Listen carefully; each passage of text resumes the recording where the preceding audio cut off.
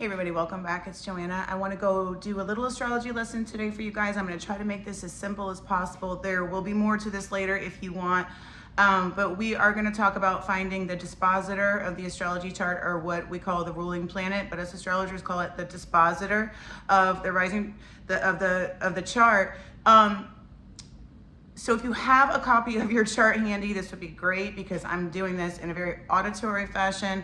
If you don't have a copy of your chart, you know, I was contacted by 12andus.com. If you want to get some money off your chart information about astrology, they said you can use my coupon code and get that, which is 20 off Joanna. It's 12andus.com. So it's the numbers 20OFF Joanna, Joanna. And it is actually 12andus.com/PDFs. And that's how you can get that 20% off. Otherwise, if you can just visualize this with me, we can go through this together.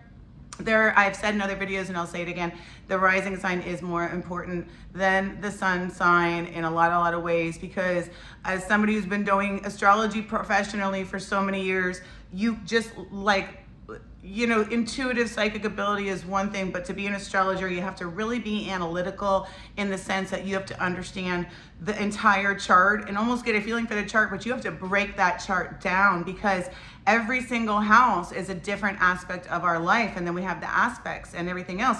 But finding the ruling planet or dispositor is so important because that's the theme of the chart. That's the energy of that person and what's going on. So I had read Alan Oakins. If you guys have ever heard him, he's a great astrologer. His books, I have a whole astrology metaphysical fame room in there with all my pictures of my shows and all my astrology books that I've collected over however many years. I don't even know how old am I? Like probably 35 years I've been collecting astrology books and reading them.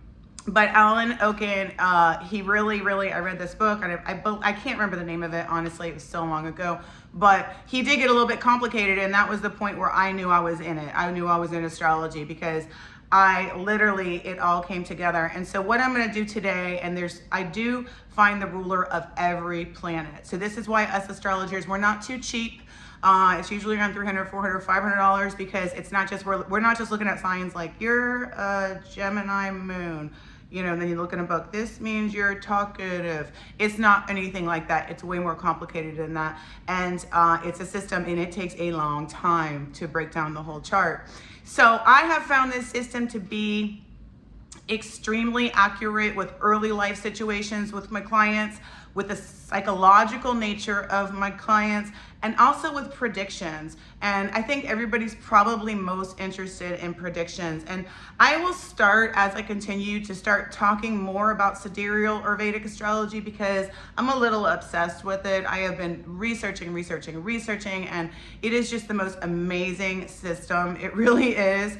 But as for right now, I am talking about tropical and Western astrology, and I will always study both. Okay, I was just talking to a friend of mine this morning, and I said, it's like I'll go to a Western doctor, but I'll also look for Eastern remedies instead of like taking Western medicine. I just believe in doing both. I like to keep my remedies more natural. But the predictive nature of the Vedic system is insanely accurate, and it's really neat. But I've done predictions with Western for years and years and been accurate. So I like to look at both. Okay, so there I go rambling again. Let's look at a chart in my head, in my imagination. Let's say somebody is an Aries ascendant, rising, ASC. That's the symbol if you have your chart. ASC is your rising sign. It's right on the first house. Doesn't matter what your sun sign is. You could be a Scorpio, Pisces, Capricorn, Leo, whatever. Right now, we're going to focus on just the rising sign. Somebody is an Aries rising. What rules Aries? What planet? Mars. We know that. So we got to go find Mars. And I'm not going to get into all the houses because that plays a role too, because I'm always taking notes when I'm doing charts.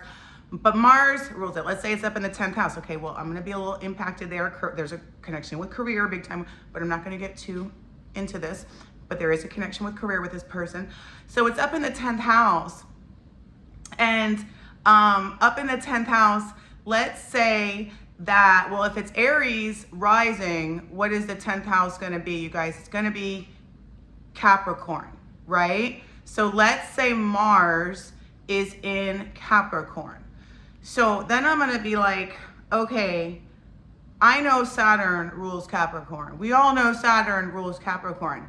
Now I gotta go find where Saturn is. You see, it's like a little like planetary scavenger hunt, you know? And you just take notes as you go because you see all these aspects and all these different things going on. It's really exciting. So I'm gonna go find Saturn.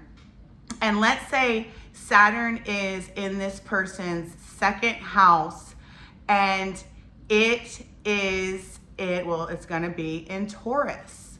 So what do I do from there? Well, what rules Taurus? Venus.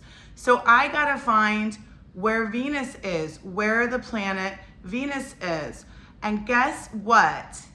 Venus is all the way right next door in the first house. This person has Venus in the first house in the sign Aries. So Mars is their ruling planet.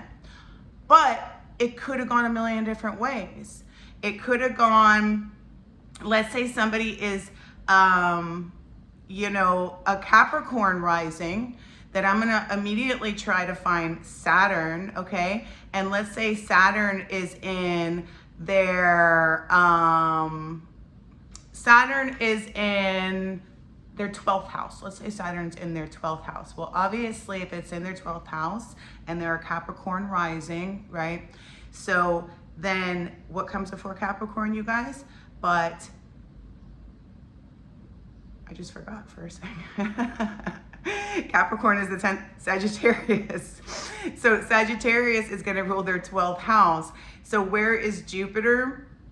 Jupiter is going to be over in their second house in Aquarius. And you can see how I'm doing this. Like I'm going and like it is seriously like a little mystery. You know, I like mysteries.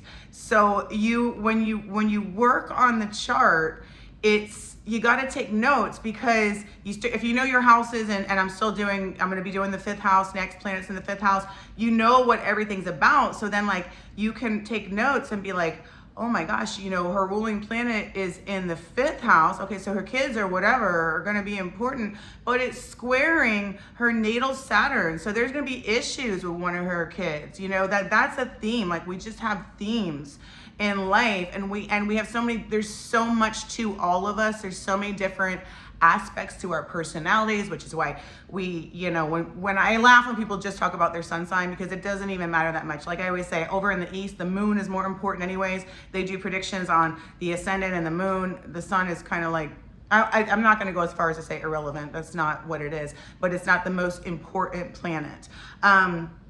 So it's this whole like system of breaking it down and finding the planet that rules the planet, that rules the planet. And the thing is you got to do this once you get the hang of it. You do it with every single planet. So if I would look at somebody's Venus, let's say their Venus is in the second house, I'd be like, okay, her Venus is in Pisces. Okay, so let me find Neptune, because Neptune's it's the modern ruler of Pisces. And then I go from there, and what sign is Neptune in? And it's so fun. It really is. It's so interesting. And if you get into it and you take notes, things will start, well, with me anyways, because I do the whole I'm psychic. When I would take notes, that's actually how I got involved with doing readings. Even though I was born with the psychic thing, I taught myself astrology from reading books, and I used to work on people's charts, and I would jot things down, and they would happen. And they weren't even like I know astrology, but like I would write like psychic things down, like, you know, watch out for this person, blah, blah, blah, blah, blah, because I would get in like a little bit of a zone, a trance. And that's why the astrology cards that I created that are on sale on my website are all astrology based, because I love astrology. I love planets. I never really vibrated with the tarot and all that kind of stuff. It just isn't my thing. But planets, I wake up thinking about them. I go to bed thinking about them. I love planets. I love aspects. I love houses. I love all astrology, Eastern and Western. But anyways, this video might have been a little bit discombobulated, and I apologize, but don't forget to try to get those discounts, you guys, on if you are interested in astrology on 12ns.com, and put in my coupon code 20 off Joanna, 20 OFF Joanna. And again, I keep forgetting, but it's 12ns.com/PDFs, and that's going to help you follow along with these videos too. because I don't want to give you too much information, because I know if somebody talks too much or too slow, I stop listening. So that's why I just naturally talk quick, but I talk really quick in these videos, and I also try to keep them under a certain amount of time because I don't want to bore everybody. So we'll just keep learning and learning and learning and learning, and I'll keep teaching and teaching and teaching. All right, I'll see you guys soon. I'm gonna be in California soon, everybody, too. So I got a couple weeks left before I take off. I'm gonna try to do 1 or 2 more videos before I go, and hopefully my California friends and clients, I'll see you guys out there. And if not, when I get back, I'll be making more videos, and I will see you guys soon. Bye.